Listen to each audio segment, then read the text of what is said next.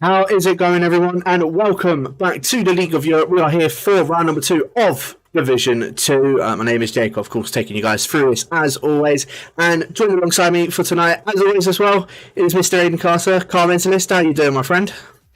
I'm doing good, thank you very much. Off the back of an interesting race for the pair of us for different reasons, but Yeah. yeah, looking forward to being back in the commentary box. Obviously, unfortunately, missing last week, so it'll be nice to see how these drivers do tonight. And yeah, difficult track for Imola tonight, completely different to what we had at Bahrain. So I'm expecting it to be a bit of a different pecking order this time around. Yeah, no, it certainly will. It's going to be very interesting. As you said, it's two different type of dynamic tracks. Obviously, Bahrain last week, there was just complete carnage. I don't think there was one person. Well, there was probably like one or two people that didn't spin last week in comparison to everybody else. And I don't know how Killer Blue still managed to end up finishing second despite having that spin. But I'll run you through the championship standings very quickly for yourselves, just whilst we're getting ourselves into qualifying. We have got Luke, who did take the win last week with Killer Blue, as I said, in second, and Slash rounding out in third after, I would say, what I would probably say is a bottle, and I'm sure he wouldn't mind me saying that. Creeko took fourth, Larkin fifth, Rick in sixth, Darian seventh, Ariel Evans in eighth, Nathan in ninth. Again, I'm sure he wouldn't mind me saying it was a bit of a bottle with that one. RJ in 10th, Rex in 11th, and Taupe taking that final points position in the end. And of course, Scream and Brent did end up finishing, as well as Bunty, and then Nolan, Flex, Timon, and Lix and Ben JS all not. Lix and Ben JS not racing last week either. So, yeah, we are of course starting to get into qualifying now. I will start turning down my microphone a little bit because it sounds like that I'm pretty much inhaling it. So I will turn that down. But yeah, we're getting into qualifying now. I said Imola is a different track to Bahrain. Anybody that you think could play a bit of a dark horse in this one for tonight? It's going to be difficult to predict for this one. I've still got my eye on the people that you would expect to be fast, even despite what track it is. So people like Nathan and Killer Blue, I would say they're always going to be at the front no matter what the kind of track is, I would say. Same with Slash. But a couple of people I've got my eye on tonight. I think Ben JS will be interesting to see what he can do first race of the season. Obviously didn't take part in Bahrain, so it'll be nice to see what the Williams driver could do. RJ as well, the other Williams, he of course has won Imola, I believe, 2 seasons on the bounce now in the divisions that he's been in. So he's very good around this track, has had a good history here. So I think he could be one that maybe could threaten a good result again tonight as well. And by the looks of things, not to spoil it for everybody else if you haven't seen, but from DCR Brent, as he always does, he's let us know what the weather is in the chat. And by the looks of things, we may be having a wet race.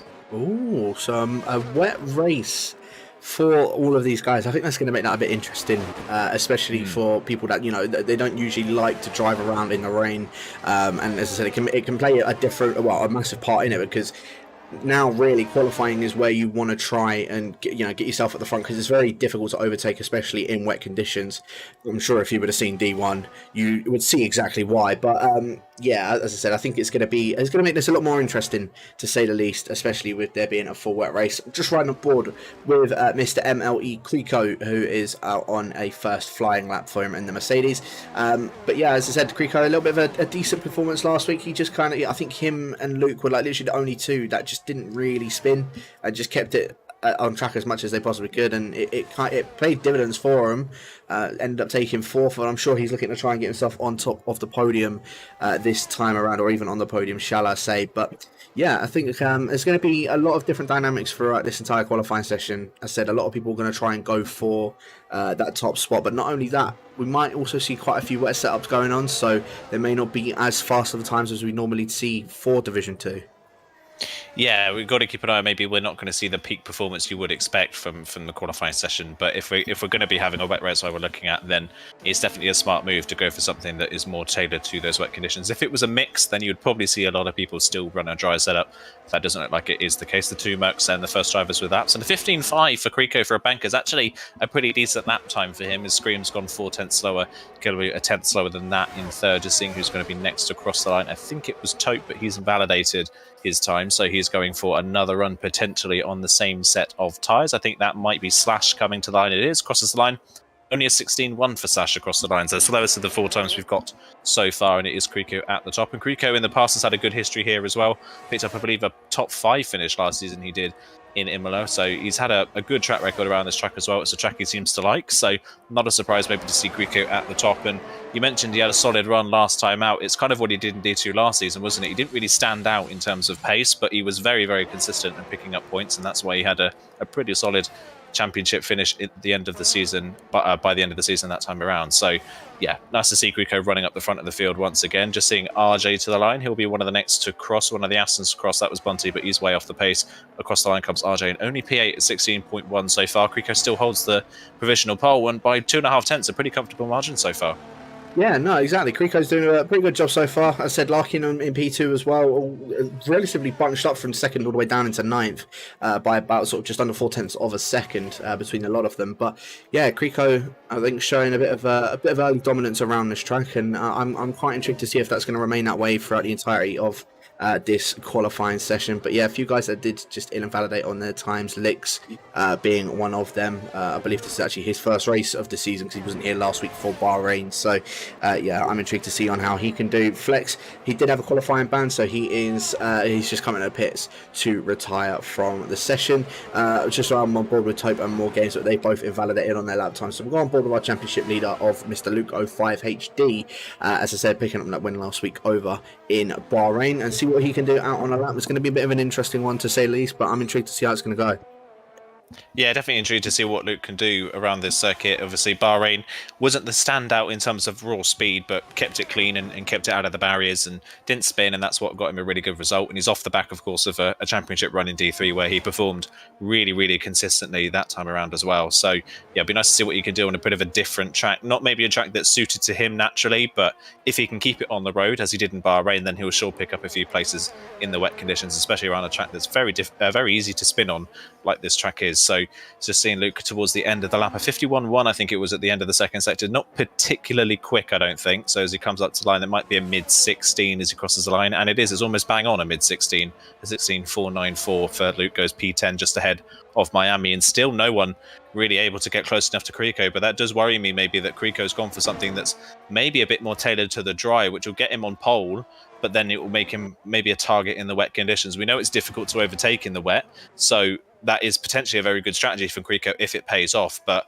it's very easy to spin your car in the wet conditions around a circuit like this. So he may be playing with a knife edge a little bit if he is doing that. Nathan's the next one on a lap, of course, was really, really fast in Bahrain, but a few mistakes put him out of contention for the win fairly early on as he runs down the hill in towards the final 2 corners. Then what can the Alpine driver do? His Alpine teammate at the moment, Sash, currently P9. These two, of course, I believe came together in Bahrain last time out, so hopefully they don't do that again tonight. Nathan up towards the line, first time on the board, and he now goes onto provisional pole at 15.4, so just over a tenth clear with his first lap in the session. That's a pretty good lap from Nathan.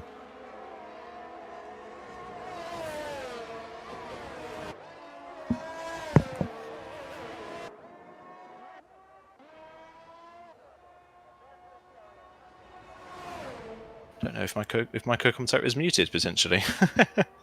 Sorry, I just had to do something, so apologies about that one. But yeah, no. So of course Nathan going up to the top of the timesheets as well. Killer Blue, in fact, actually invalidate. DNF in at the final corner, so he's not going to get another time on a board. The 16.0 for Division 2 time is not exactly the best time we're going to see. So feeling Killer Blue is going to be dropping down that order as this qualifying session goes on, and yeah, especially in a full wet race, his chances of overtaking is going to be quite difficult, to say the least. So very unfortunate for Killer. Hopefully he doesn't drop too many places. There's a bit of an XL bias, but I can probably see that I can probably guarantee that he will drop quite a few places throughout this as Lux puts it up into P9, ironically at the same time as Killer Blue, but is behind him. So yeah, P9 for the Alfa Romeo driver. I'm going to ride back on board with Mr. Ariel Felipe, or Nolan, as everybody else knows him as, just making his way around the final 2 corners now, and we'll see what he does as he comes up towards the line. This is looking like a pretty decent time in this AlphaTauri. He has run out of ERS now though, so it's going to be a bit of a struggle up towards the line for him, but as he comes across the line, and it's at P6 with a 15.895. Yeah, not bad, considering that's the second lap on the tyres, and he was derating pretty much the whole way through the final sector of the lap. That's a pretty decent time from him. So, yeah, P6 for the time being, goes just behind Brent in the Ferrari, who's just behind him on the road, just starting another lap. And as I say that, Brent has dropped the car coming out of the Tamburello chicane, so he's spun just out of turn 2 before turn 3, but has kept it out of the barriers, so he'll be able to continue on in this session. Just seeing if anybody else is close to the end of a lap. I think Rico's just starting their next lap in the session, as is Scream in the Mercedes. I think it's one of the Red Bulls potentially coming to the end of the lap. Taupe now through the final corner, coming up to the line. Where can he put that Red Bull car? Winner of this race, I believe, in D3 last season, if I remember correctly, but only 13th on the grid so far from the Red Bull driver. We're still yet to see a competitive time from Dari as well, who actually took pole in that same race in the Red Bull, but he's only currently 17th on the grid as it stands. So not been a great quality session so far for the two Red Bulls, a team that you'd probably expect to be a bit further up the grid. As it stands, Miami next to the line in the Alfa Romeo crosses and goes P8, just ahead of Evans, a 15.9. So pretty decent lap there from Miami, the reserve driver. Not too bad for the Alfa Romeo, but I think Evans is just about to knock him back down a position. Yep, Evan goes on to the provisional front row, actually, with a good final sector. Found a lot of time in the final part of the lap. 15.5 goes just ahead of Crico, but Crico is improving on his lap so far.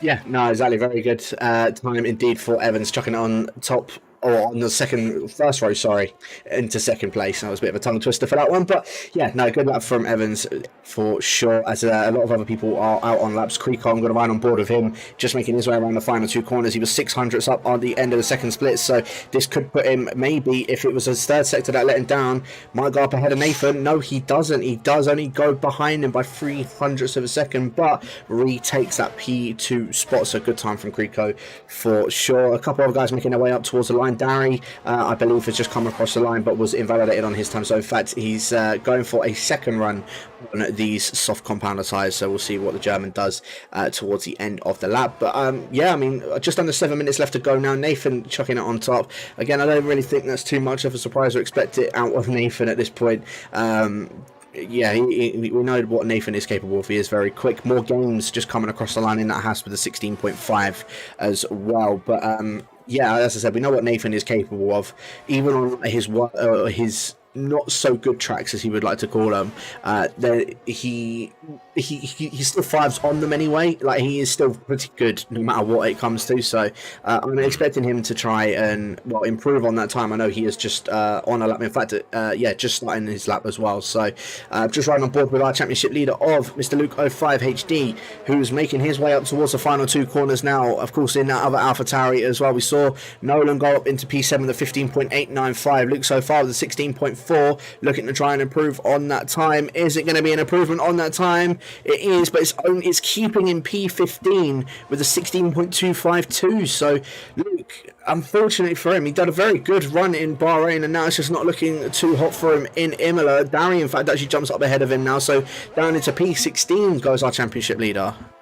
Yeah, quite a few people at the back of the field that you kind of wouldn't expect to be so far down. I think Bunty's maybe not a surprise. He's obviously only just switched to wheel, I believe, and has turned all of his assists off right before the start of the season, so it's not a surprise to see him struggle maybe to get up to speed a little bit. Rekurik as well is another one, down in 18th position at the moment. He's obviously known as a very good wheel driver who runs no assist and I think no HUD pretty much at this point. He doesn't run anything on that car. So 18th for him at the moment is really out of position for where you would expect Rekurik to be on this grid. Dari as well, who's been faster in the past, same with his Red Bull teammate Taupe. Slash as well, I think Slash is a big surprise, down in 13th at the moment on a 16.1, not competitive really at all as it stands with his teammate on provisional pole. His teammate, by the way, Nathan, on his lap was 2/10 up through the second sector split, but cut the chicane of the Variante Alta and invalidated his time, so that's why he's back into the pit lane. But either way, that was looking like it would have been a 15.2, potentially down into a 15.1 if you could have got a good final sector. So that is a very, very fast time for Nathan if he was able to keep it on the road. Lick's another one on the lap, but he's just invalidated his latest run, so he will not be improving. And now Dari coming back into the pit, so it's a bit of a slow point in the session. Felipe and Brunt running both out of sync really with everybody else at the moment, but I think this is potentially maybe going out a bit too early because they've only got 4 minutes left in the session. If they do finish these laps for whatever reason, they're not going to have enough time to get back around and get back in the pits and then back out again for another lap. So they've either got to nail this run or bail on it at the very end. Yeah, no, I'm intrigued to see how that's going to go. Yeah, as I said, right on board with Nolan now as well. Just going up Marco Milarale and 500ths up on his time. It's a purple sector 2. I saw in sector 1 he was down by about, I think it was 800ths of a second. So, yeah, a pretty decent sector 2 to say the least for Nolan. Now let's see if this third sector is where he's going to make up this time. And potentially, I mean, even 600ths of a second, it jumps him up ahead of Brent at least, and potentially could jump up ahead of Ben JS as he's making his way up towards the line. Comes Nolan. I'm going to P4, a 15.518, only 100th of a second behind Evans, so very good time from Nolan. But like you say, yeah, they are both out of sync. Brent, again, he's also invalidated on his time, so he might end up actually coming back into the pits, chuck on a fresh set of softs, so then he can probably be like one of the last ones to get himself there and get his lap done, essentially. P7 at the moment for the Dutchman. In fact, found out why. He's got no front wing. So, yeah, no time on the board for Brent at the moment, or no improvement, shall I say, for the Dutchman. He is going to be, hopefully, getting himself back out and getting an improvement on that time. But, yeah, the top three that we're seeing at the moment, Nathan, Creco and Evans, I'm not particularly too surprised. Like you say, I'm quite surprised at likes of Slash, RJ and Rick being relatively low down, and Luke as well. You know, I thought they'd be a little bit higher than where they are at this present moment, but again, there's still 2.5 minutes left of qualifying, so anything can happen between then. Yeah, anything can happen, like you say. I think I wouldn't be so surprised to see the likes of Luke in that a bit further down if the field spread wasn't that big. But the field spread is pretty big so far in this qualifying session. Obviously, that's not helped by the fact that people may potentially be running full wet setups for the weather in the race. That may be the case, and some people at the front may be running a dry setup. But to see Nathan is 1.3 seconds clear of Rekurik down in 18th. That's a pretty big gap further down. So to see them that far off the ultimate pace you would expect is maybe the surprise. Maybe not the position, but the pace itself. But they are now all coming back out onto the track for their final run. So we'll see what they are able to do. I'm just seeing if Jack made it back to the pit lane in time. It's just being rolled back into his garage now. So I don't think he's going to make it out for his final run in time. He's going to have to get the tyres on and then get out this very long pit lane and push like hell on his outlap to get to the line. I think he's maybe cut that one a bit fine, so I don't know if he'll get another lap in. The good thing for him is it's a 2.5 tenth gap back to the next car behind him, Larkin. So that's at least a bit of a buffer that maybe not a lot of people are going to be able to get that high up in this qualifying session. Larkin is 0.5 tenth up in the first sector, but has a big snap of oversteer coming out of the Tozer hairpin, just got too much curb on the exit and has backed off. So again, more drivers making little mistakes, and we're not seeing a lot of drivers get a clean session in. Yeah, no, we certainly aren't. Both of the Williams are out on their laps as well at the moment. I'm right on board with Ben JS. He's the furthest one up ahead, as both of the Ferraris are also out on out laps. Yeah, Larkin backing off of that lap, even though he was 700ths up. So very unfortunate for that one indeed. But yeah, I mean, this is going to be quite an interesting end to this qualifying session. Unfortunately, like you say, Nolan's not going to be able to get around and get it done. He is back out of the pits, however. So I don't know. He might be cutting up very, very fine. We'll have to keep an eye on that towards the end of the session. Obviously, only 50 seconds left to go. Ben JS, 2 more corners to go until he finishes his lap. Let's see what time he's going to end up doing. Is he going to be jumping up ahead of any of those guys in that top 5? It's looking like he could be, and he goes up into P5 up ahead of Larkin, but not bested out Nolan. A 15.580 as RJ goes up ahead of Miami by 200ths of a second, or just under 200ths of a second, up into P9 for RJ. And like you say, it's a relatively good track for RJ. You know, last 2 times that he's raced there, he has won it. So I'm intrigued to see if he's going to be taking it again. And yeah, I think he's definitely one we'll need to keep our eye out for. Yeah, definitely one to keep an eye out for. Nathan's just spun coming out the final corner, getting ready to start his lap, and is now backing off, I think, to let people through, or maybe come back into the pits, I think. Yeah, he's coming back into the pits, so Nathan's not even going to do a final run in this session, it seems. Evans made a mistake on his lap, so he's not going to improve either, so I'm looking to Creco, but Creco's not up on his time as he crosses the line. Doesn't improve. Found a bit of time in the final sector, but crucially made a mistake somewhere in the early part of the lap and doesn't improve. So that is, Nathan may have just been saved by the fact that all 3 of the drivers behind him have not made it. Well, Jack didn't make it to the line, and Evans and Creco both made errors at some point on their lap. So Nathan spinning at the end of this before we got his lap even going is maybe a bit of a saving grace for him as Larkin next to come up to the line in the Mercedes, crosses the McLaren, crosses the line, doesn't improve on his position, stays P6 for the time being. Brent will be next, I believe, and he now goes ahead of Larkin by half a tenth. So Larkin now down to 7th. Just trying to see who else is on a lap, but a lot of people have kind of made a lot of mistakes on this final run. We've not seen a lot of improvements in this field. Lix isn't improving. I think Darius just crossed the line, but only gone 11th. RJ is out of the session in the pit lane, I believe. So, yeah, not really a lot of people getting good final runs in. Luke, I think one of the only ones that's really improving, but he is derating at the end of his lap because he's on his second run on the same set of tyres and only goes 15th. Only 15th on the grid for our championship leader. So, not a great qualifying, and I think that is it. I don't think anybody else is on a lap by the looks of things. No, Tope's backed off and Lix is invalidated. So, in the end, not a lot of people got good final runs in. The only ones that really made any difference or impact in this field were, well, you got to say maybe RJ and Dari. They were the only ones that really found any sort of time on their final runs. Yeah, no, I mean, our top 3 in the championship are sitting in 12th, 15th and 16th, which is it's a bit of an interesting one, and a bit of an interesting dynamic. But again, we saw it last week. If you do spin, there is still a chance, or if people spin in front of them, there's still a chance that they could get themselves in that top 5. Happened last week. Could possibly happen again here at Imola. So I suppose we shall wait and see. But Nathan chucking it on pole. I think this is his second pole. I think he did chuck it on pole last week as well. So Nathan now a second pole in a row. Creco lining up alongside him, going down into turn 1. That's going to be a bit of an interesting one. And Evans and Felipe or Nolan just behind them as well. So yeah, Creco's got a lot of RL around him. Of course, I know Nathan isn't anymore, but still probably speaking to those boys, you know, it's going to be a bit of an interesting one for Creco to try and manoeuvre his way through. Ben JS in 5th with Brent in 6th, obviously lined up on the 3rd row. Larkin and Scream on the 4th row in 7th and 8th. RJ and Miami and All Excel 5th row in 9th and 10th. Dari and Killer Blue in 11th and 12th. Lix in 13th. Rick in 14th. And then a bit further down, of course, Luke jumping up in the 15th, up ahead of Slash in 16th. Tope in 17th. More Games in 18th. Bunty in 19th. And Flex, of course, with that qualifying ban, is at the back of the grid, and we'll see how he gets on, see if he can maybe make some moves up in the field, or if he decides to crash on his own again and let us know, then that won't be a problem either. But I suppose we shall wait and see how this race is going to go down. Any sort of prediction that you can maybe see for it, Aiden?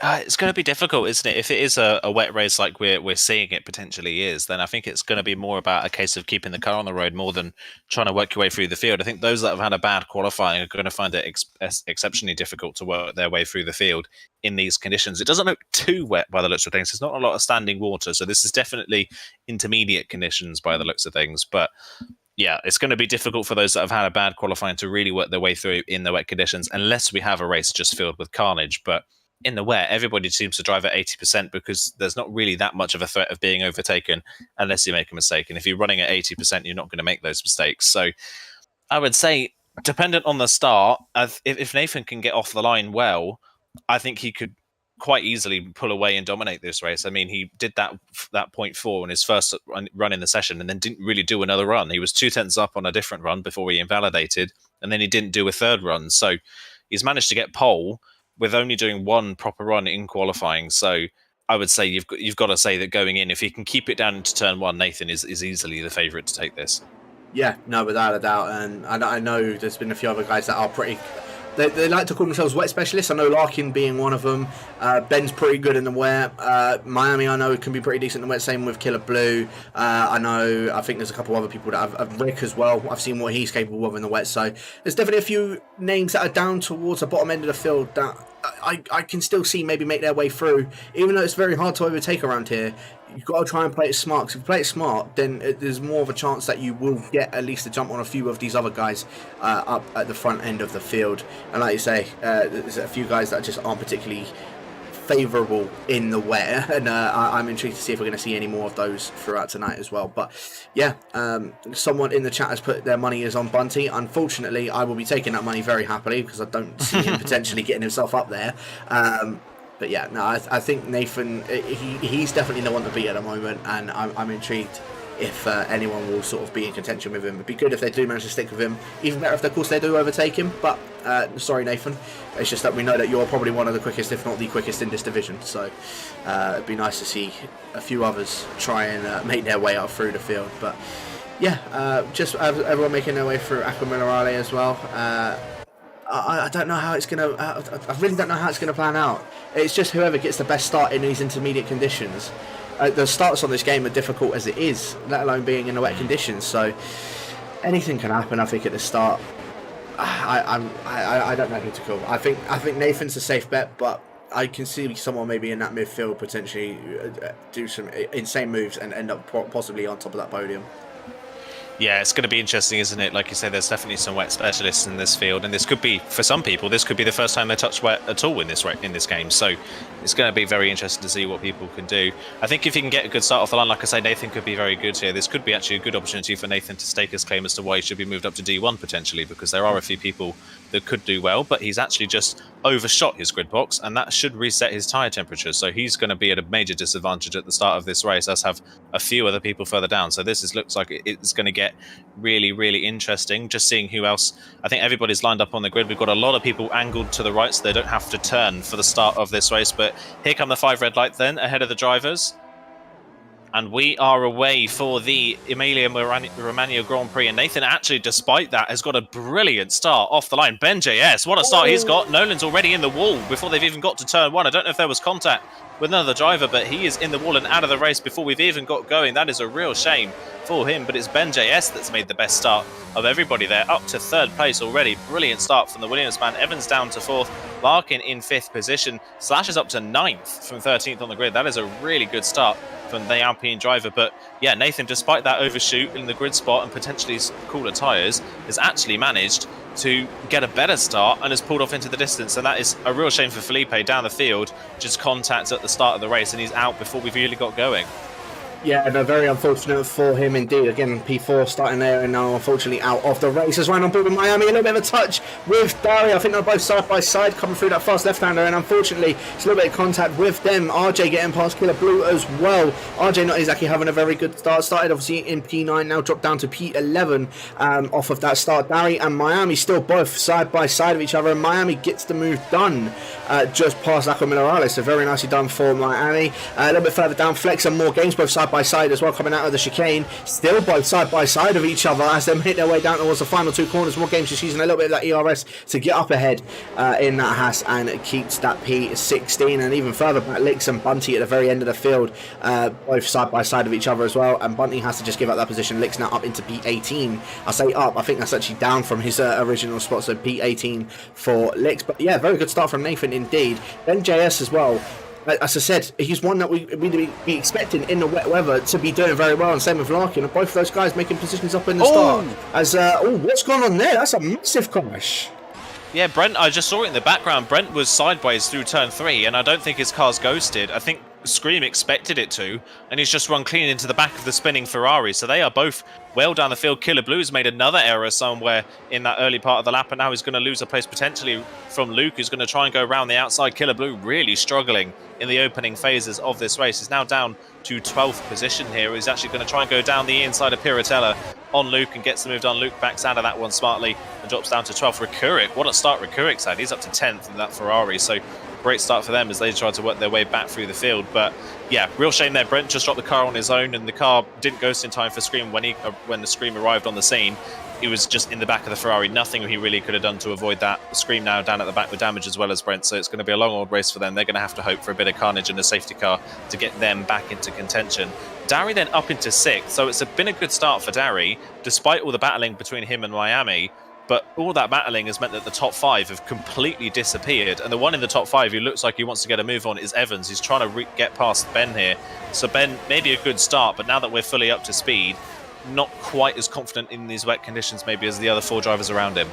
Yeah, no, for sure. So it's going to be a bit interesting to see if Evans can try and make a move out on any of these guys. But Larkin also just sort of hanging on to the back of Evans. I think if Evans tries to go for a move, I think Larkin might try and follow his way through. But yeah, you can just see how much Evans is pushing Ben through these corners. And I think we might even see a move Evans go down in towards the hairpin. He does have a little bit of a look in towards it. He has gone purple sector 1 as well. So it just shows how much pace he has got in this Haas. And I think Ben is just sort of hindering him now, which is just allowing it to push him back into Larkin. Larkin. But yeah, unfortunately for Evans, he can't seem to get a move done on Ben, despite probably being the quickest out of these top 5. Saying that though, he makes a little bit of a mistake, and now Larkin is now just basically pushing his way through. As Ben, going very wide out of Aqua Minerale. It's going to cost him a bit of time out on the exit, but Larkin got a much better exit in comparison to Evans as well. Both just sort of weaving their way to try and find a move past Ben, and Ben unfortunately now dropping out of a second from those top 2. Creeko, in fact, I think was a second, was behind Nathan by about a second around this time last lap. Has now caught him up, and now only 8 tenths behind Nathan. So Creeko maybe trying to eye up a move on Nathan, maybe in the coming laps. And saying that though, he's already dropped back out of a second from Nathan. Nathan just looking very quick. Here's Larkin, massive bit of oversteer coming out of the final corner of Miami as well, both following each other with that bit of oversteer out of that final corner. No moves for both of them, and everything's sort of just maintaining at this present moment. Slash might be eyeing up RJ though, coming in towards turn number 1. Yeah, going for the move down the inside of Alpine, continuing his good start to this race, gets the move done. Can he get the car stopped for the chicane? Just about gets the car stopped, but he is through and up into 8th. So next target for Slash is Miami for P7.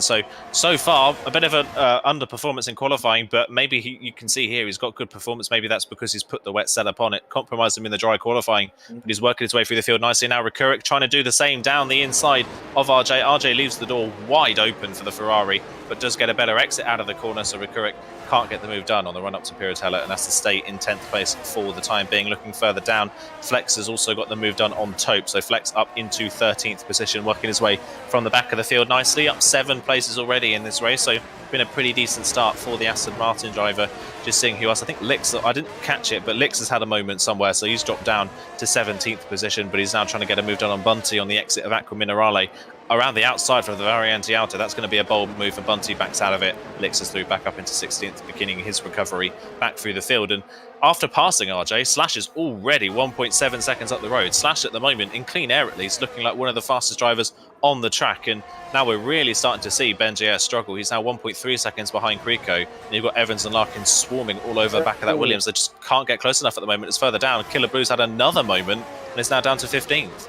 Yeah, that final corner once again, and in fact he's just left the session, so I don't know if that was a rage quit or if he's just lagged out. I'm not too sure what's going on there, but RJ now being passed by Rick as well, going down in towards turn number 1. Yeah, I think it must have just been a disconnection from Killer's side, because he has just come back into the session. A little bit further down though, Luke, Hope and Flex all side by side of each other. Is a little bit further off goes Killer Blue's AI, interestingly enough, has just gone off the circuit, so bit interesting to say the least, especially from an AI car. But yeah, unfortunate for him, now he's going to be down in 17th when he does rejoin, and I think that's where Killer Blue would have hoped that he would be back when he comes back into the session. But yeah, now Flex gotten past Taupe, now trying to chase down Luke, and Flex is actually looking very quickly as well. So despite obviously starting down in last with that qualifying bang, Killer Blue in fact actually now back in the session and has gone round at the hairpin. So it's gone from bad to worse for our second place championship, as Ben and Evans both going side by side through through the chicane as well. I can't seem to change for some strange reason, but yeah, Evans now also getting a penalty, and now Larkin trying to get the move done on the Haas driver as well. Gets the move done coming up in towards the second to last corner, and Evans, unfortunately for him, I don't know what was happening between him and Ben. I don't know if he got forced off track by Ben and got that penalty from there, but yeah, now Evans, he was looking for the attack on Ben, and now he's behind Larkin. Yeah, I was riding on board with Evans with that. Ben didn't get the best of runs out of Aqua Minerale, so Evans was trying to go around the outside up towards the Variante Alta chicane, and he wasn't ahead really at any point in the braking zone, and he just kind of sent it deep on the brakes and missed the corner. So I think it was just kind of a bit of a desperate move there from Evans to try and get past. I think he's running out of patience, but we're only on lap 6 of this race. There's still a long way to go, so I feel like Evans didn't need to make such a kind of an almost desperate move around the outside that wasn't really ever going to work. So yeah, Evans now down to 5th and with an instant penalty with that as well, so that's going to compromise him even more as the race goes on. So potentially a shot of a podium has flown out the window now for the Haas driver because of that mistake, but we'll see what happens for the rest of this race. Now that he's also in clean air, Rekurik fastest lap of the race in P9 in that Ferrari, so good lap time. He's actually now re-caught Slash, so having passed RJ in that whole train, he's now catching Slash while Slash is catching Miami. So those two seem very fast at the moment out on this track. And a sneaker hit right now at the moment, you've got to say, is Dari. P6, after with the battle that's going on with Ben Larkin and Evans, Dari is slowly but surely sneaking into this battle in that Red Bull. We had an underperformance again in qualifying, has been pretty under the radar so far in this race, but is just quietly going about his business and cruising up to the back of this battle for third place. As I think further down, Flex had a moment somewhere and has dropped to 14th and potentially make that 15th now as Lix tries to go through the inside down towards the penultimate corner, and I think should get that move done fairly easy and does so. Just about slots back in front of the Aston Martin, but Flex, after gaining a lot of places, has now dropped back a lot of places, and I think potentially that Aston Martin has some damage. Yeah, there's a very good chance that he does, because he's now even losing out to his teammate. And yeah, there you go. Bunty going to go around the outside of Flex, coming to have the inside in towards turn number 1. And you can also see more games trying to go for the move on top for that final points position. Both just holding it around the outside, and a bit of contact between the pair of them. Was never really going to work out. I probably would have been best for more games to back out of that one, but unfortunately now down into P16 after having that contact with a pair of them. Lix now moves up into the points positions. Bunty getting past Flex, and yeah, I think Flex has got that bit of wing damage on the front of his car, so very unfortunate for him indeed. Slash and Rick, yeah, like you say, they're both starting to catch up to Miami now within a second, as Miami losing out 3 seconds now behind Dari, and even further up in the field, Creco was right on the back of Nathan at one point, and it's now dropped down to 1.4 seconds. So Nathan now starting to push that pedal down a lot more and getting his, just getting away from Creco as best as he can, as right on board of Larkin as well now, all over the back of Ben. I think we might even see a move go down in towards the second to last corner. Are we going to see Larkin maybe go for it? I think it just at the back of Ben ever so slightly, but out of this final corner, Larkin needs to have a good exit if he wants a chance of being able to get past him. Ben has a very nice exit out of that final corner, but I believe that Larkin is going to be using that bit of ERS. Ben as well. Of course, there's not going to be any DRS because of the rain, and yeah, you can already just see Larkin dropping off on the back of Ben. We're not going to see any sort of move going down into towards turn 1 between them. Ben's still going to remain in third, Larkin in fourth, and Evans in fifth with that penalty. Dari 1.3 seconds behind him, trying to look to charge him down, and we'll see if he can do it. See if he can do it. Yeah, I think he's maybe at this point just sitting back and potentially waiting for something to happen with his front lot. But you can tell just by riding on board with Larkin that Ben is one of those drivers that's gone for maybe a dry setup in qualifying in hopes of just holding position in the race. It worked well off the start. He's really slow in this middle part of the lap, but has really good straight line speed. And he didn't have to use any ERS down the pit straight, whereas Larkin used about 20% of his ERS and got no closer. So I think that suggests to me that Ben is running a dry setup and is just hoping to cling on to track position for the rest of this race. So far it's working, but we've still got a long way to go as he runs a bit wide in Aqua Minerale, and that has just opened the door beautifully for Larkin, who just drives on past the Williams driver. And Evans is going to do the same. He pounces as well and is through. So he held on for about 7.5 laps, but in the end it just got the better of him at Aqua Minerale. He's made a mistake and he's now dropped back down to fifth, and Dari now right on the back of them will be ready to have a go, as Jake, to continue with a terrible race, has now crashed all on his own through Piratella, and that is a safety car, so that will bunch the pack up once again, so everybody will be back together. Does anybody decide to pit, I wonder, maybe if they want to go for inters to the end? I don't think so by the looks of things. In fact, no, Dari's coming in, so Dari thinking maybe if he pits now for another set of inters, he can get those inters to the end of the race. Yeah, certainly can, and Rick as well, also following him in, so both of those guys making a pit stop. Is Luke going to follow him in? No, he doesn't. RJ does come in, Lix follows him in as well, so 4 people at the moment only making a pit stop. I think both the Aston Martins will probably make their way in as well. Bunty does come in. Flex, in fact, when we think he has got damage, has stayed out, interestingly enough. I would have thought it would be better for him to double stack with that if he has got damage, but opts to stay out in the end anyway. Brent in 17th. I don't know if he'll make a stop, as Tope and More Games do both make their way into the pits as well. And yeah, all of those guys going on a fresh set of intermediate tyres. So we'll see, obviously, if they can try and make that towards the end. But Dari going to be on the freshest lot. I think that there is still a chance that they don't necessarily have to make a pit stop if it is a full wet race. Because I know Brent did say that there's a chance that it does get dry at the end of the race, so I suppose we'll wait and see if it does end up getting dry. If it does, that kind of screws over the rest of the guys inside that top 9, although saying that also does screw over Dari a bit for making that extra pit stop. But he, of course, will be on much fresher tyres in comparison to everybody else. We'll see if he does make any sort of moves. As I said, it's very difficult to overtake here, so hopefully Dari puts on a bit of a show.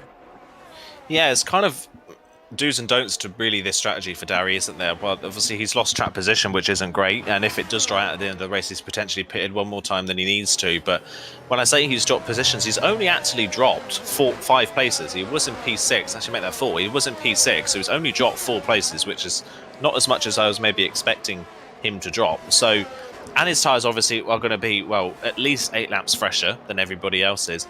And if it does dry up at the end of the race, but at the very end, we know that the tyre warm-up phase on a set of slick compound tyres is really hard as it is, will be even harder if it's even slightly wet at that point. So if it does dry out, but only for like maybe the last 2 laps or so, Darry could just continue on these intermediate tyres if they've got enough life left in them and go to the end of the race. And I doubt that the 9 drivers in front of him have enough in those intermediate tyres to take them to the very end of the race. This isn't like on the previous game where you could run these tyres at max pressures and have like 1% tyre wear per lap. It is not like that. If you run anywhere even above mids, even in these conditions, you'll overheat those intermediate tyres and they wear out a lot more on this game. So I fear that for those that have stayed out, they maybe, if there's no safety car, could have been caught napping here, because if there is no safety car and Darry can not get held up and not lose too much time, he could go to the end of this race and have, we know how long the pit lane is here, he could have like a 15-second advantage over those that have to pit later on in this race. So yeah, I think Darry and Makurik are, it's worth a shot, and I think potentially it could pay off quite nicely for them. Yeah, no, there certainly could be in that driving seat for sure. Obviously, you said the rest of the top 10, other than Darry, all opted to stay out. And Nathan, of course, staying in that lead of the race as well. Crico in second, and Larkin getting past Evans and Ben JS. I'll tell you what, though, this really has not benefited Ben JS either, because he was about 3 seconds up ahead of Miami. And I think I started to notice that Miami was catching him within a couple of laps as well. And I think it got down to about a 2-second gap. Now that the safety car is out, it's brought Miami right onto the back of him. And if he is running that dry setup in comparison to everybody else, maybe potentially running a wet setup, then Ben JS could be in a bit of trouble. Not only that, it's also brought Slash up to the back of Miami when he was about, I think he was about a second behind him as well. Slash is now going to at least have the opportunity to attack on Miami. Luke is, of course, staying in 8th position. I think him and Flex were having that little battle towards the back end of the field. So it might play a bit of help with them, but if they do battle, it could very much hinder Darry and Rick, especially coming towards the beginning of this tyre life, because they need to both try and move their way through. If they're battling in front, it's going to be difficult for them, especially to try and get any sort of move done. So Darry really needs to be the one, be the cork in the bottle that makes that move on Luke, and for the opposing side, Luke and Flex really both need to try and do their best to keep them behind. Otherwise, Darry and Rick can just sort of sail their way through, and it will basically be like they're moving chicanes for them. Yeah, exactly. Moving chicanes, like I said, it's going to be difficult to make their way through that. But yeah, it's going to be an interesting one. It's definitely an interesting one in terms of strategy. We've got to keep an eye on the weather for the rest of this. It's already not particularly wet, you've got to say, in these conditions. So if there's not a lot of standing water, there's not a lot of spray, there's not a lot of rain going on. So we're not really that far off dry conditions already as it stands. So that's going to be definitely something very interesting to keep an eye out on. Yeah, I don't really know what is the right strategy right now. I think if I was in Darry's shoes, I probably would have done the same and pitted. He's not going to be able to pass the 5 drivers in front of him on track on pure pace unless they make a mistake. Why not do something different? Why not try something a little bit different and hope that it plays out in your favour? So, and if it doesn't play out in your favour, he's not lost too much. He's only down 4 places, and you've got to say probably at least 3 of those drivers in front of him have been slower than him in this race so far, so he could easily get those places back. So that's going to be the interesting part. The interesting part as well for the safety car restart, which is coming in this lap, is going to be tyre warm-up. These intermediate tyres cool down a lot under the safety car, and it's pretty difficult to warm them up without spinning. So these drivers are going to be on a bit of a knife edge, potentially, at the safety car restart. Yeah, I'm intrigued to see who's the one that actually gets a better restart. Of course, Nathan's going to be taking us through that restart. He'll at least be able to try and warm up his tyres to a temperature that he would like it. It's whether everybody else is going to be able to try and follow suit with that. Of course, it's going to be relatively cold still for the rest of the guys, but I don't know. I think Nathan's obviously going to try and take us through this restart. I'm wondering when he's probably going to go. I would have thought out of this final corner.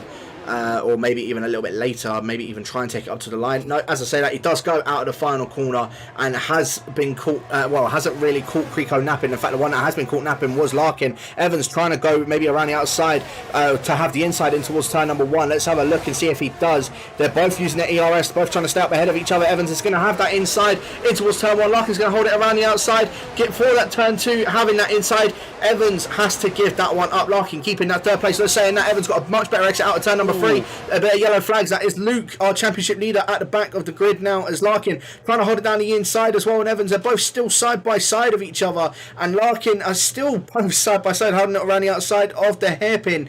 Both very great racing between the pair of them, and again, it's just going to cost them an ooze amount of time for those top 2, but it's very good racing between the pair of them. Evans is going to have the inside for that fast left-hander. I think might have to give that one up in the end. All they're saying that Larkin has a bit of bad exit out of that corner, and as I was saying, I thought Evans had to give give that one up. In the end, Larkin gives that one up and has to stay down in P4. Very nice move from Evans. Very good racing between the pair of them. That's how you do it. Ben getting overtaken now by Miami, coming up in towards the chicane, and Miami now up into 5th position and might even be trying to fight for a podium with Larkin as well.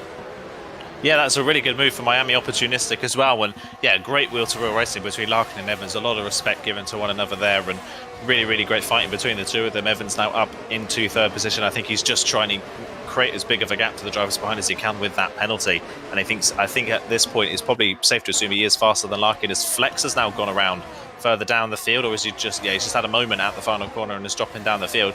Well, so that's a major shame for our championship leader. I think he had just been overtaken by Dari. I don't know if he dropped it on his own or whether there was contact, but he had spun further down the field. Dari now up into 8th place already, and Rekurik has been hit up the rear by Lix, and RJ caught up in the aftermath, and now RJ is the one that's gone around. So both Williams having not the greatest of restarts. Ben's down a place. RJ is now down to 18th position, and now Ben is under pressure from Sasha's. Tope's had a mistake in the Red Bull a bit further down. That's going to allow Brent to try and go around the outside, make that the inside for the toes, the hairpin. Does Brent have enough to go down the inside? Don't think so. It's not got the best of exit out of the corner either. I think Tope will just about hold on to that one, but it is a bit of carnage further down the field. Dari, though, on those fresh tyres, up 2 places already into 8th place, so been a pretty decent restart for both Dari and Rekurik on those fresh tyres. The thing is that even though they have had that good restart, it's just because of there being a few mistakes out in front of them, they're now 1.3 seconds behind the rest of the guys, so they won't be exactly getting that much slipstream off of everybody else. The only good thing is that they're now got the tyres to try and make their way back through the field. And yeah, Dari already now almost back within a second of the rest of that group. But further up in front, Kriko is pouring onto the back of Nathan, now using his ERS, and we maybe even potentially see a move in towards turn number 1. He's using that ERS as much as he can. Nathan, I don't think was going to be expecting it. Now probably going to try and go around the outside in towards turn number 1. Nathan goes defensive on the inside of it. Kriko, if he does hold it, he would have the inside for turn 2, but backs out of that one. Nathan going defensive. Very nicely done from Nathan to keep that position, to keep the front of the grid, as I said, up ahead of Kriko. But again, with those two battling, it's now going to allow Evans and Larkin to start catching up to the back of them. Of course, Evans with that penalty means that Larkin is technically our net 3rd place finisher, and I don't know if Larkin's really going to try and take any risks. The only problem for him, though, is that he's got Miami charging up to the back of him. Ben already dropping out 1.2 seconds, so I think that pretty much confirms your suspicions, Aiden, that, yeah, I think Ben is running that dry setup because he is losing a lot of time to those top 5 guys already, and potentially Slash as well as Miami having a massive moment out of that fast left-hander. He's now dropping down 2 positions. As I was saying, he was charging him down. Unfortunately for him, he's now just dropped down almost a little bit of contact with Slash as well. Miami getting, I think, a little bit too hot-headed now as he was trying to go for an opportunistic move into Wacko Minerale, which now might even cost him potentially a move on from Dari in towards it. But no, he does hold on to that position in the end. But Miami, unfortunately for him, he was looking at potentially a podium up ahead of Larkin, and now down in 7th position. Yeah, that's an unforced error there for Miami, wasn't it? Just too hot on the throttle, and it wasn't really ever going to work. Down to 7th, back where he was before the safety car restart, pretty much. So yeah, real shame, but not out of it just yet. Still running in 7th. Is still in a good position at the moment, and we know he's got solid pace, so he can still recover from that mistake. But like you say, Ben JS really is struggling for pace now. Now that he's been overtaken by Evans and Larkin, it's really highlighting the fact that Ben has not got the right setup on us all. Larkin's made a mistake through turn 3 there and has just dropped the car. I don't know if he's hit the wall or anything, but I just caught that out the corner of my eye. He was off the road, but I think he's just about gotten away with it. So lucky to stay in 4th position is the McLaren driver, but that is an error that he did not want to make at this point in the race. Just trying to see further down if anybody's close enough to make a move at the moment. Dari is on the back of Miami, but not close enough. I think more games on the back of Brent, but again, not quite close enough coming out of the corner. And fair play to Luke as well. After that spin on those old tyres, is re-catching this pack pretty quickly. So he's still not out of it yet. There's still potential points on the cards for Luke despite that spin. Obviously not in the position he would want to be, but he is recovering quite nicely at this point in the race. Yeah, I mean, he's made up that pace on RJ. Of course, RJ having that spin earlier on after that safety car restart as well. But yeah, very unfortunate for the both of those guys. Hopefully they do try and make some sort of moves up. As you say, Luke is starting to catch up to the back of a lot of them as well. As Bunty's sitting in 11th with Flex running out that final points position. A little bit further up though, Slash, he's just sticking to the back of Ben. Now, Ben as well, with obviously having that, with that mistake from Larkin. Again, despite Larkin making that mistake, he's now dropping off to the back of him once again. So Slash is just pounding the back of this Williams. again, I don't think he's going to get any sort of move done even coming up in towards turn number one. I think the lucky thing for Ben is that because he's running that much lower wings in comparison to everybody else behind him, he's not exactly going to get overtaken on the straights, and it just means that it's going to cost time throughout the rest of the lap. But the most easiest part to overtake from, with him running those low wings as he is, he's almost just can't be overtaken at this point because of how much lower wings he is running. I mean, there could be an opportunistic move that Slash could do on Ben, but I don't think we're going to see the Alpine go for a move that would really hinder his race, because I don't think Ben wouldn't exactly allow it, but at the same time, it's just difficult to try and overtake around here in general. So I think Slash, at the moment, the best he's going to sit is in P6, as Miami making another mistake at that same place as well. Fast left-hander, he's now dropped another 2 positions to Darian Rick this time. So Darian Rick, with making that pit stop, Darian almost basically in that same position as he was before, now up in P7 and Rick in P8. So again, with those fresh tyres, they're not exactly making the moves that we expected them to be at the moment, but still sitting in 7th and 8th, despite making them pit stops. Still not a bad shout for the both of them at the moment. Yeah, not a bad shout at all. It's been a pretty decent, I would say a pretty decent call for the pair of them if it gives them a strategy advantage later on. And if they can get through on Ben and Slash, then they've got a free bit of clean air that they can push into that would really help them. So we'll keep an eye on whether they can get any of those moves done. Slash, again, just no straight line speed to be able to catch Ben. So he's just got to hope for another mistake, maybe an Aqua Minerale or something from the Williams driver to make that move. But at the moment, that is not coming. I want to give a bit of a shout out as well to Bunty a bit further down the field on the back of Licks right now. Bunty obviously not having a great qualifying, straight into wet conditions on a difficult track, and he's learning his way around a wheel at the moment. Currently sitting P11, 4th of those that have pitted for a fresh set of tyres. So doing pretty well in race conditions. Maybe qualifying wasn't his strong suit, but in the race at least, going pretty well for the Aston Martin drivers. So good to see him at least getting to grips with that a lot quicker than maybe some people expected, which is nice to see. And back at the front of the field, interestingly, Nathan still leads, Kuko still second. Evans has now caught them, so having Larkin off the back of him has meant that Evans has focused forwards. Yes, he's got that penalty, but he is on the back, and now Slash is the one that's made a mistake, and Dowry is through. They just keep opening the door for the Red Bull driver, and he just keeps walking straight through it. Yeah, the only problem for now for Rick though is that Slash is slotted in between them, where Rick was sort of just keeping with Dari. Slash, I think he went a little bit wide out of Aqua Minerale, allowed Dari to just go straight through it on that one. But yeah, Rick unfortunately couldn't follow him through, and now Slash down in 7th, Rick in 8th. Of course, Slash not exactly pro by any means whatsoever, but now Rick has just sort of lost that ease that he could have. As in fact, Slash is actually coming in, interestingly enough. So yeah, Slash. I mean, it looks as if it's not stopped raining. It's still raining, but ever so slightly. Slash is going on a fresh set of intermediate tyres. He's not getting a wing change either. So I think we're going to be seeing Inters go towards the end, Aiden. And I think Darian and Rick have actually called this perfectly.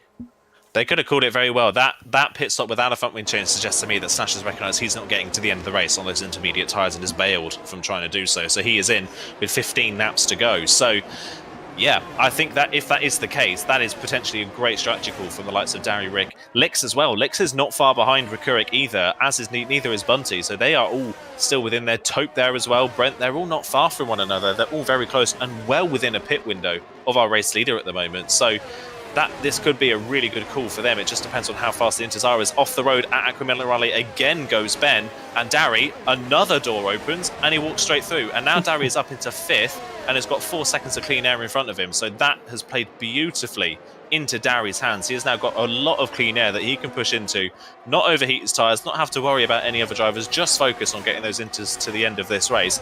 And if there is no safety car and it doesn't dry up, Dari, I would say right now, is in the pound seat to win this race. Yeah, no, it certainly could be. As I said, he's just got to hope that it does not dry up, because otherwise it then kind of ruins his strategy. Of course, now he's up into 5th position, where higher than, of course, before he made that pit stop. But yeah, I mean, he's just, as I said, everyone else is just making mistakes around him, and he's just going straight through. He's just, keeping, like I said at the beginning of this race, it's whoever can keep it on track and play it smart. Barry is doing just that, and same with Rick. Both of those guys have played it smart, and they're just making their way through the field with no mistakes going on between them. So they're both doing a very good job at the moment. I'm still intrigued on that Slash pit stop though. If it is going to be staying wet the entire time, I think the only thing is that he knew he was not going to be able to make it to the end on those intermediate tyres. So it's got to mean that everybody else that didn't pit within that top 9, surely they've got to make a pit stop very soon, and it's just basically given Dari the win. Yeah, and if it does dry up, and these drivers think it's going to dry up, of course we've had a safety car period in this race as well. If they do think it's going to dry up, and Sasha still have to come in for a set of intermediate tyres, that's even more worrying for those that have stayed out, that potentially Sasha was already close to puncture territory on this intermediate tyres only halfway through the race with a safety car period, even with the dry coming at the end. And with Darry in clean air, look at that, he's already on this lap 7/10 of a second faster than Larkin. So those fresh intermediates are not only obviously going to last longer, but they are a lot faster at this point in the race. Darry's looking very good.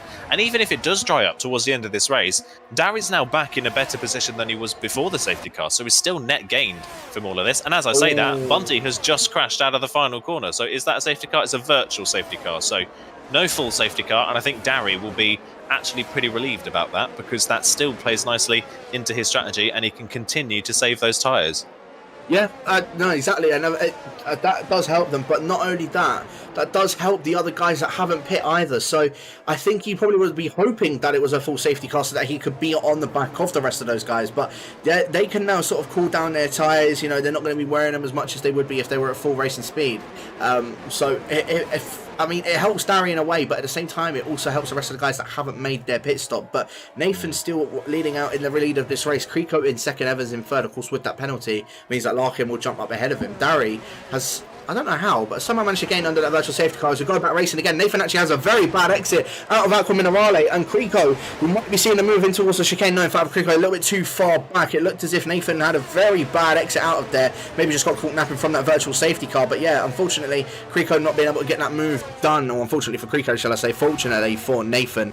But he is so much closer to the back of that Alpine in comparison to where he was a couple of laps ago. Nathan just jittering around everywhere and hoping that's not going to put Creco off of being able to try and go for a move. But let's have a look and see what's going to happen. Nathan, a little bit of a dummy going in towards the pit lane, but you can see Creco is using that ERS. He wants to get this move done in towards turn number one. Nathan's going to go defensive. We saw this we saw him try this a little bit earlier on. Now Creco's fully alongside him in towards turn number one. A little bit of contact between the pair of them. Nathan closes that door on Creco, keeps that first position in the end. Evans is now going to be closing up to the back of them. A little bit of a twitch from the Haas driver, and now Larkin potentially eyeing up a move on Evans. Despite obviously him having that penalty, he may actually want to try and go for a move, because then it gives Larkin the opportunity of at least fighting for that third and second position. Darry now only 2.2 seconds behind those top four guys. So it was 3.3 before that virtual safety car. It's now it's just continuing to drop. It's exponentially dropping that time, and Darry is now only 2 seconds behind those top four guys. Darry still has a very good opportunity of winning this race. Unfortunate for Rick, because he's now stuck behind a limping, I'll say he's a limping Ben JS with that setup that he's got on, because Rick, with those fresh tyres, he's not been able to utilise this like Darry is, and now it's dropped out 2.7 seconds behind Darry. Yeah, it's really getting stuck now as Recurric, isn't he? He's really struggling, as is Lex as well. Lex getting stuck behind his teammate. You've got to say, at this point in the race, Lex is on potentially for a third if these guys all have to pit again. So I'm surprised that Miami's maybe not thinking about letting Lex go and letting the Alfa Romeo driver have a run at the drivers in front, and then maybe Miami can benefit from that. But we'll wait and see if anything does come of that one. I think Creco and Nathan were a bit lucky to get away with that as well. Creco was pretty much fully alongside and almost was, well, 2 wheels on the grass going into the corner. Didn't really get left a lot of room. So I think Creco was forcibly backed out of that move by Nathan, and Nathan then nearly spun at the exit of the corner. So they just got away with it. As amazingly, Ben's been overtaking in a straight line. Recurric has used all of his reserve of his battery and has actually passed the Williams in a straight line, which is unheard of so far in this race. So good stuff from Rick. He's now up into 6th, and he's now got a clean run back at Darry, 2.4 seconds back. And yeah, Darry, look at him closing in on the back of Larkin now, only 1.5 seconds. He just continues to get closer and closer. And if those intermediates continue to fall off for this top 4, even if they don't have to pit, they are still under threat of just being plain overtaken on pure speed by Darry at the moment. I was just about to say the same thing. Like, you know, I think we might be starting to see the Inters. They must be close to puncture territory now, because Darry and Rick are extremely quick at the moment. I mean, Ben, I know Ben got overtaken and obviously on fresher tyres, but 1.2 seconds in the space of just about a sector and a bit. I think they must be close to puncture territory, because Darry again has caught up another second again within this lap. So I think these guys must be close to puncture territory. I think they're now going to be put under pressure. Darry is now within a second of the rest of the top 4 guys. So Darry, yeah, he's in an exceptional place. Yeah, there you go. Nathan, our race leader, is now into the pit. So now Darry, Rick, they're in a prime spot to be taking the win of this race. They're in a very good spot to win this race, like you say. I think the bad thing that's happened here is that I don't understand why these lead drivers haven't recognised that earlier. Why they didn't recognise it at the same time as maybe Slash did, I don't know. But the fact that they've taken so long to recognise their pit stop phase means that they've not really given themselves a lot of time to react to it, which is, I feel like a little bit maybe potentially of a silly move. As Nathan comes out of the pits, and look at that, Slash is almost on the back of Nathan, and Nathan's got to go through a warm-up phase, of course, on those intermediate tyres. So yeah, Slashes could jump the likes of Evans and Larkin and Creco here in this pit stop phase and be ahead of them. But in the grand scheme of things, it may not mean that much because we've still got a lot of people on track who potentially don't need to pit in this race. We've got Darian Rekurik, we've got Lix, and then we've got Taupe, Brent, Scream as well. And RJ, even with a spin for RJ, he's still 12 seconds up the road from Nathan. So these drivers, that's what, 8 cars that potentially don't have to pit in this race, and Nathan could have been leading this race all that time and may only end up finishing in 9th. Yeah, I think that might actually be the best that he could be finishing. Lix actually does get past Miami in the end now. I think Miami just giving that spot to Lix. Of course, Miami didn't make that pit stop, whereas Lix did. Evans is in, so I think this is actually confirming it. Yeah, Creco and Larkin are the only 2 that are still out in that top 4 that didn't make a pit stop. Ben JS still in 5th, but 2.5 seconds now behind Barry and behind Rick. Lix, of course, now up into 6th and is obviously going to be catching up to the back of Ben JS on fresher tyres. So I'll keep an eye on that and see how quickly he does manage to catch up, because it's bound to happen, especially with fresher tyres. And even just through one corner, he made up 0.2 of a second through that. Screen, I think, has gone round at turn number 2. I think too much curb has the German, and now has gone round out of that second corner. So unfortunately for Scream, he's now dropped down a few positions. RJ now back up into the points, as well as Luke. Did Luke make a pit stop as well? I'll have a quick double check, but no. So Luke might even be under pressure from a potential puncture as well. RJ, Brent, Taupe, Lix, and Rick and Darry, I think, have played an absolute blinder in this one, and you can already see it because Darry now only 0.4 of a second behind Larkin.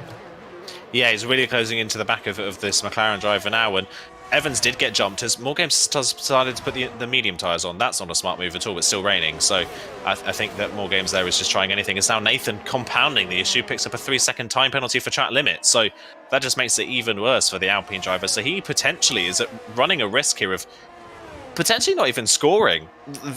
He's really running close to the edge, considering he dominated the early phase of this race and qualifying. That would be pretty gut-wrenching for Nathan if he loses that many points, especially to other drivers around him that are obvious championship contenders as well. So yeah, this has been a really up and down strategy race, and some people potentially have played this really well. Nathan with the fastest lap, that's all well and good, but Nathan is still 23 seconds off Darry at the moment. That is way too much time for him to pick up, and Darry now, even if he's close to puncture territory, can just back off and not have to worry about really being caught by drivers behind, because he's not really got anybody behind him that's that much of a threat other than Rekurik. So yeah, Darry here in a very good position.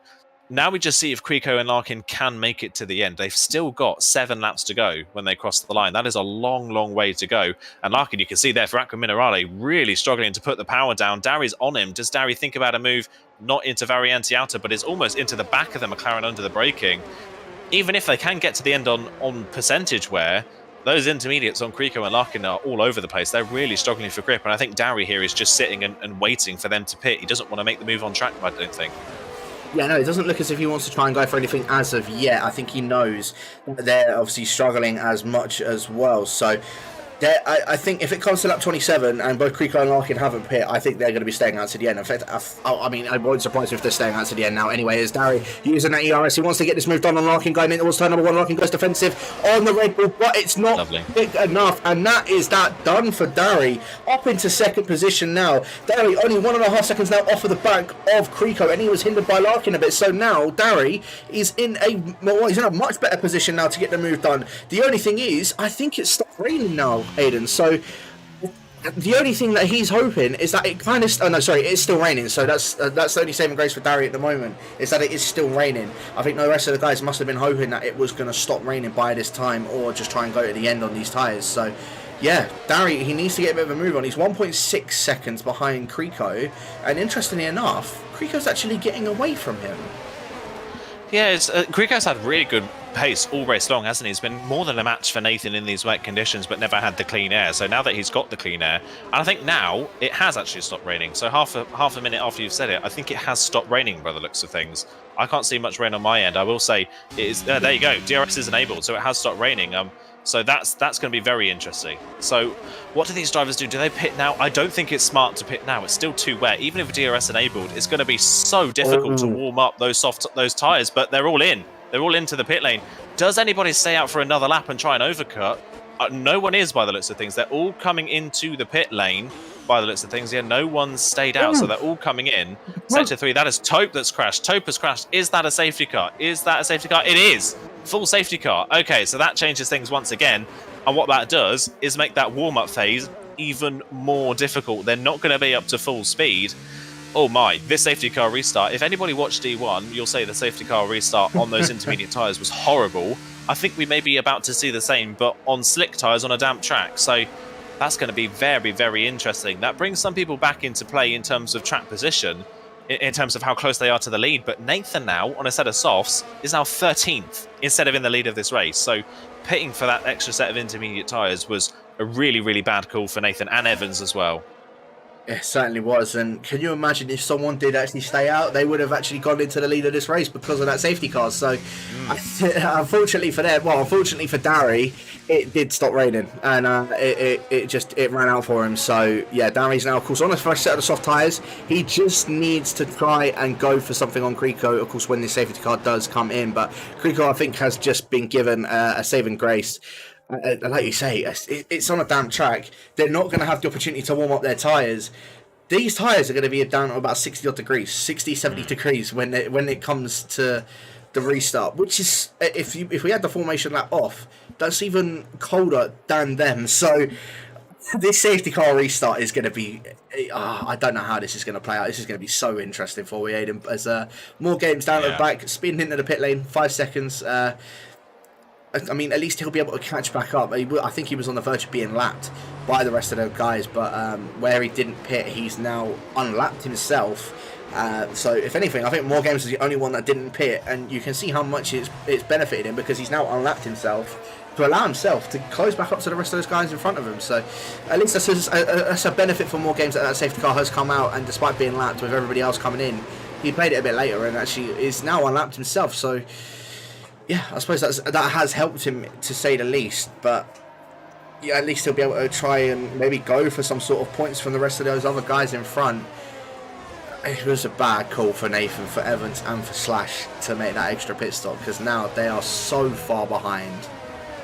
Yeah, they are so far behind, and to compound their issues, all three of them have a penalty. Both Alpines picked up a track limits penalty after they made their pit stop. So to compound further at the issue, they're not really fighting for position now with the drivers in front, because they've got that 3-second deficit already as it stands. So their only chance of points now is hoping that people in front of them crash, which could happen with the situation that we're being dealt with. But I'm just riding on board with More Games on this outlap on these soft compound tyres just to see how difficult it is, just straight out the pit lane and going full speed. And it's not horrible, but it doesn't look fun. It does not look fun at the moment. He is kind of sliding a bit all over the place. It's not got a lot of grip. The good thing for More Games is he's going to have nice, fresh, warm tyres compared to everybody else in front of him on that safety car restart. That could be a benefit. It is drying out a bit now, so people can start to get some temperature into these tyres, but they're still not going to be great at the safety car restart because they've been driving on a wet track for a lap and a half.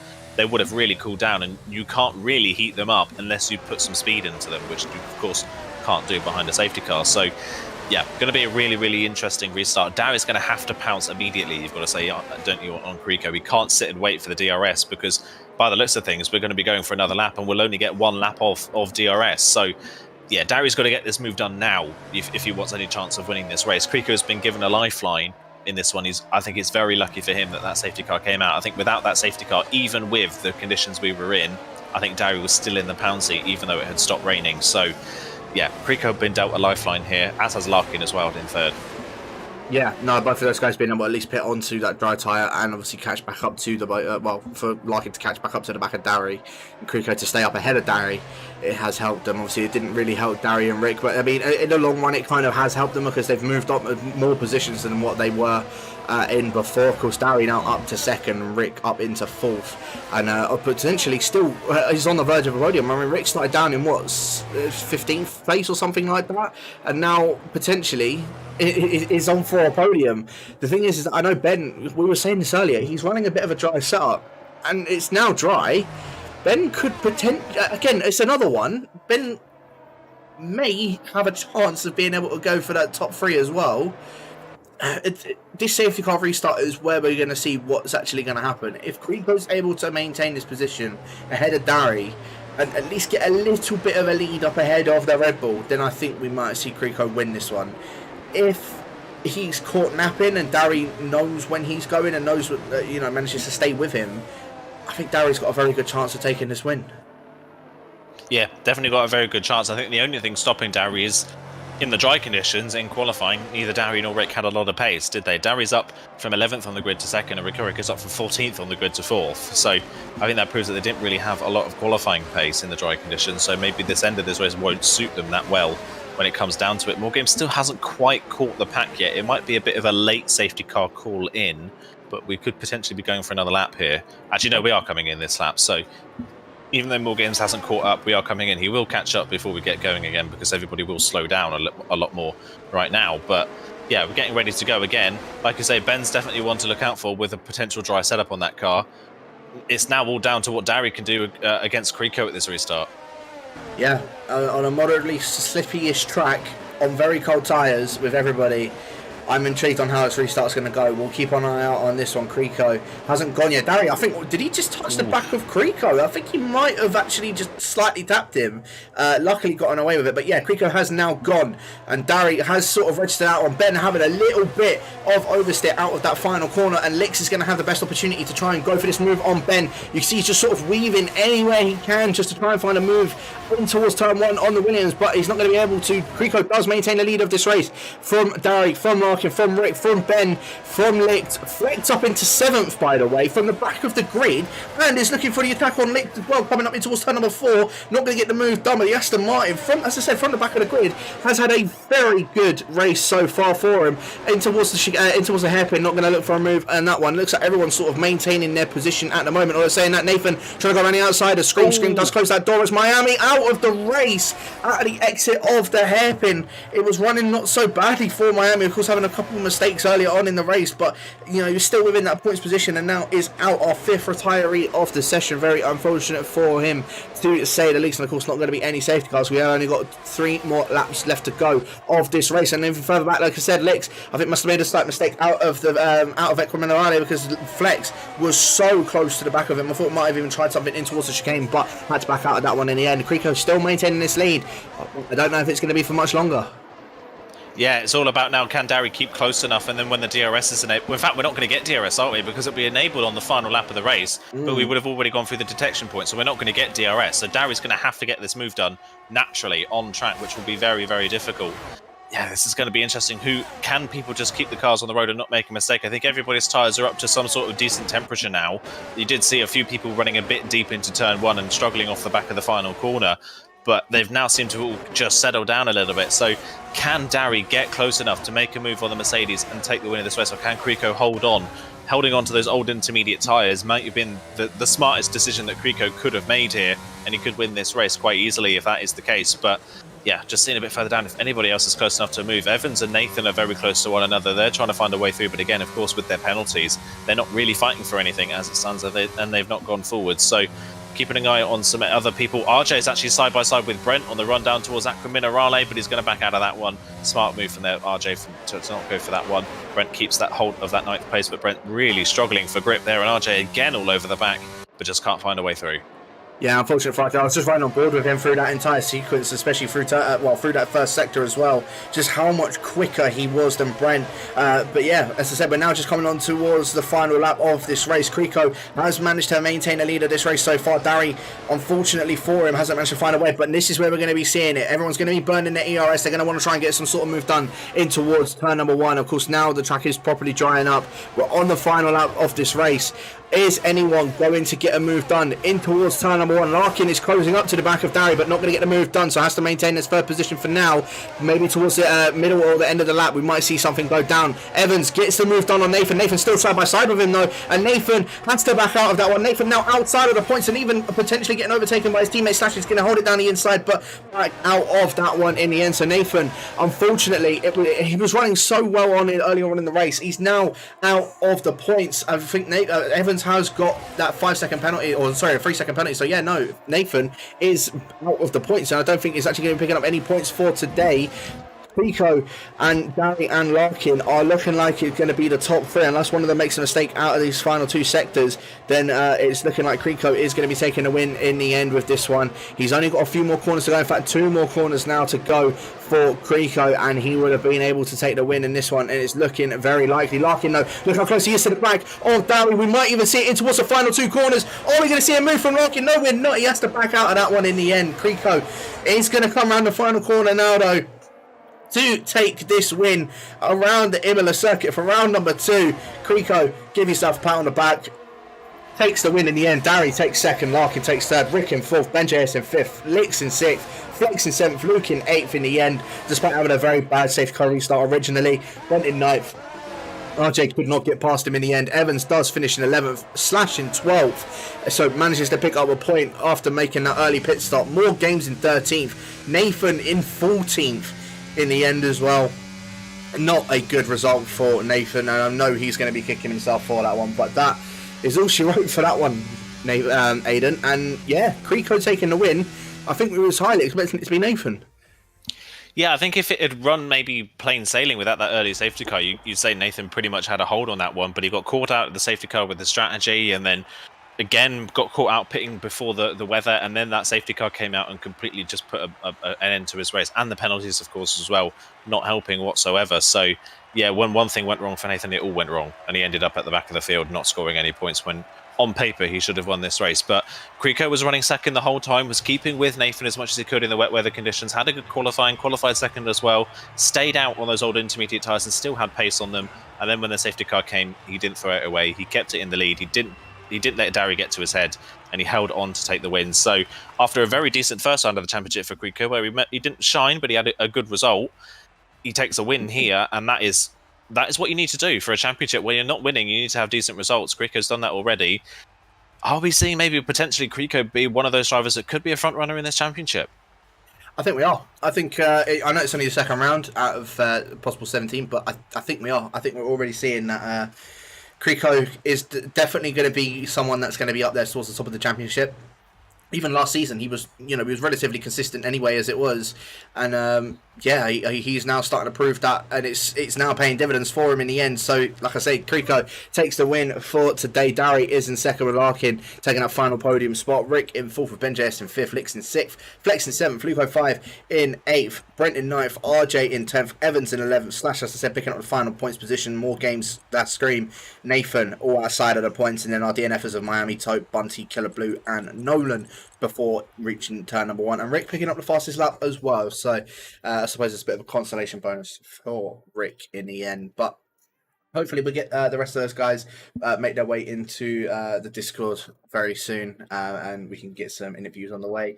But yeah, what a race that was indeed, Aiden. I mean, I can see Larkin's obviously waiting in there, so we'll drag him in just a second. But yeah, I mean, I don't think we was expecting how that was going to go down, to be honest with you. I thought I was more expecting it just to be the case that we'd see barely any overtakes going down. I wasn't expecting it to get dry up. I think that first safety car, though, I think that with that coming out, I think that just kind of gave it that it was going to end up drying out in the end. Yeah, it dried out. Obviously, that safety car, like you say, it definitely helped the dry weather come, and that obviously didn't help. But either way, just a few strategy mistakes there from both the Alpines as well. Slash as well, another one who just either didn't have the right tyre pressures and cooked those intermediate tyres and pitted before we should have done, or just didn't recognise it early enough. We saw people like Dari and Rick recognise early enough in the race that they potentially weren't going to get those intermediates to the end of the race. So pit early on when you have the opportunity at the safety car, be able to give yourself that strategy advantage. People like Tope and Dari and Rick were able to do that. and they benefited from it. Even though they didn't have the ultimate pace today, they end up second and fourth, and that's a great result for them, and that is purely because they made the right move at the first safety car. Those drivers that stayed out didn't make the right move in the end, in the grand scheme of things. Creco and Larkin were able to hold on to it, even though it wasn't the correct move. Everybody else kind of fell by the wayside and threw away a good result. So, yeah, you've got to, in some occasions, it's nice to have track position. Other times, you've got to give yourself the strategic advantage. And today was one of those times you needed to give yourself that strategic advantage. Yeah, no, for sure, and they definitely did that. As I said, Darry and Rick played that one perfectly between them, and it worked out for them. So fair play to them. Unfortunately, I think my Discord is on the verge of crashing, so you might have to move Larkin in so we can get these interviews underway. I don't think Creco and Darry are joining us from the looks of things. Hopefully they will, but I suppose we'll wait and see. But yeah, we can obviously get those interviews straight underway. Mr. XL Larkin, I know you probably was not expecting a podium, but how was that race for you? Because that looked very, very interesting, to say the least. Yeah, it was a fun race. I've not driven in the wet before on this game, so it was sort of a trial run. Fortunately, it's quite easy. But it was really good. I thought I don't know what it was like behind me, but the driving standards at the front in that front group, same as last week, were actually really good. From my point of view, I had some really nice battles with a couple of people. It was just stressful knowing that the tyres were getting more and more worn, and the rain just wasn't leaving us. I think by the time we pitted, I was on the high 70s percentage wise, which obviously meant that I lost out to Darry because he was on the fresher tyres. But yeah, to come away with a podium is really, really good. Yeah, I was just about to ask that as well, because I know that you was one of the only ones that stayed out originally under that safety car. Was there? Did you maybe think of having a pit stop, or was you just thinking, you know what, I think these tyres can just drag out to the end, or was you just trying to wait until it came dry and then just go from there? Yeah, I mean, obviously it crossed my mind. I think it always crosses people's minds when a safety car comes out, like should you pit, should you not pit? But it was so early in the race that I haven't even looked at like my tyre percentages. I haven't tried to work out whether I should pit or anything like that. I knew it was going to dry up towards the end, so I just assumed that it was going to be the best thing to stay out and wait for it to dry. I didn't realise it was going to be quite as touch and go as it actually was. Yeah, no, for sure. And obviously that little battle with Evans there, I think after that safety car restart, looked very...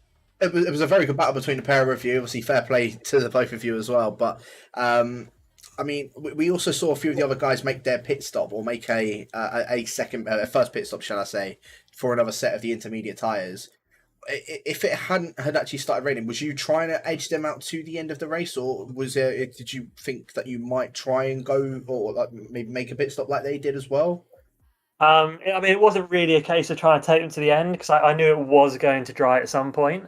Like I had Gary was jeffing me, sort of saying, like, do you want to pit? Do you not want to pit? And we saw, I think Nathan was the first one to pull the trigger and make that pit stop, and we saw how far behind he came out. And after seeing that, it was just a case of, if I pit now, I'm out of this race. Like, I might as well risk it and just keep going and see what happens. There was always the possibility of a puncture, but if I'd have pitted, it would have been race over. If I'd have got a puncture, it would have been race over. But there was a chance of not getting a puncture, so it was the way to go. Luckily for you, that did end up paying off for you. So nicely done for that one. Of course, next week, I believe we are at USA, and it's the first round for where we are having the sprint race. I think it's 34 points or something like that. We calculated that's on the line. Are you maybe going to try and go for that full 34, or is it going to be one that you maybe just try and hope that you pick up some sort of points for it? Well, I'm on holiday, so I'm going to be picking up 0 points from it. That's a good point. Putting myself on the back foot. But I might be watching from a Spanish bar somewhere, and hopefully it's as entertaining a race as today was. Fair play. Aidan, have you got any questions for Larkin at all? I think going forwards, of course, obviously you're not here next week, so that doesn't help. But obviously you're one of the front runners at the moment in Division 2, and you're looking at a potential championship run again this season. Who are you looking at the moment, as you say, probably the strongest bet for maybe your title rival at the moment, if you were to fight for it? Creco is probably the one who first comes to mind. He's had 2 really good results. His pace is really good. He's setting himself up with good qualifyings and then carrying that over to the race, and it does make it a lot easier for yourself if you're qualifying at the front. Nathan's obviously the other one whose pace is unreal, probably the quickest in the division. He's just got a little bit unlucky or made decisions that maybe weren't the best. But it's a long season. He'll be up there by the end of it, and whether I'm in that fight or not is just going to be a case of waiting and seeing. Hopefully, I'll be up there. I just need to sort of keep the consistency that I've had so far. The fact that I've had 2 races with only sort of minor half spins as the worst of it is a positive in my book. Yeah, definitely positive to take forward. And like I said on stream today, when you're not winning, you need to be picking up the good points, which is exactly what you're doing. So, yeah, congratulations on your first podium of the season. Thank you very much. First podium in a little while as well. Lovely stuff to see. Lovely to see. So, yeah, as I said, I don't think we're going to be having Creeko and Darry joining us for interviews for tonight. So, that is all she wrote for round number 2 around Imola. Aiden, have you got any more? Have you got any final words for the stream for tonight? Not much to say other than the fact that for once it was a wet race that wasn't actually that boring. I think we've had it in the past where wet weather racing in the past has been so easy and so predictable, you kind of know what the result is going to be. But today that was not the case. It was, it was quite nice to see a wet weather race that had a lot of different strategies and interesting and good racing in it, which was nice to see for a change. And excited to see what the first sprint race is going to throw up next time around. And of course, a different format, only the one-shot qualifying, and then you've got the short sprint at the start and then the full feature race. It's going to be interesting to see how people approach that one. Looking forward to it. And of course, Kota as well, a pretty difficult track at the best of times anyway. So yeah, I think next week again, we could see a completely different result. Yeah, no, for certain we will be seeing hopefully a different result and hopefully another race winner, because we've now had 2 race winners out of 2 races. So we'll see. Of course, as I said, next week we have got our first sprint race of 3 around the circuit of the Americas. Of course, we're doing it as one-shot qualifying, sprint race, and then a 50% race as well. So make sure you guys are tuning in for that one, because that is going to be a very good one to definitely keep our eye out for. But yeah, thanks to everybody that has tuned in for tonight. Make sure you guys do check out Division 1 and Division 3 at 6:30 p.m. British Standard Time next week. Division 1 by James Head and Kielaboo295, and Division 3 by Jess Gamer 95 and Evil Dragon. And then, of course, Division 2 and Division 4 at 8:10 p.m. British Standard Time by myself and Aiden, and for Division 2 and Division 4 by QV Alpaca and Alt Maverick. Hopefully he does turn up this time. But yeah, as I said, make sure you guys are tuned into all of those as well. Thank you to everybody that has tuned in for tonight, and we'll catch you guys next week for round number 3 around the circuit of the Americas.